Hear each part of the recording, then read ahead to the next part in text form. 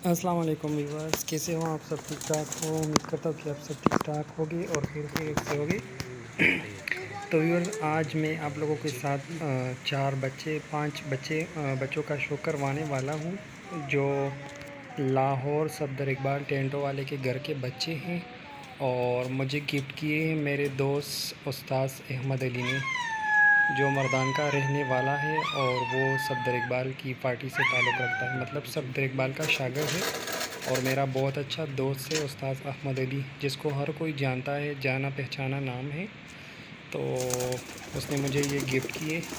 मैंने न्यू जाल बनाया था छत, मतलब, तो उसने मुझे ये गिफ्ट किए उड़ाने के लिए। आप देख सकते हैं, एक काला बच्चा है, एक 2 टेढ़ी बच्चे हैं और एक सफदर इकबाल के घर के जो खाकी कबूतर हैं, मतलब हाकी हाथ सेरे कबूतर, उनमें से एक है और एक जोड़ों के लिए फ़ीमेल दी है उसने मुझे। तो थैंक यू सो मच भाई अहमद अली, अल्लाह आपको खुश रखे, अल्लाह आपको लंबी ज़िंदगी दे। आपके प्यार और मोहब्बत का बहुत बहुत शुक्रिया, थैंक यू सो मच। और जो दोस्त चैनल पर न्यू है वो चैनल को लाजमी सब्सक्राइब करें। Thank you.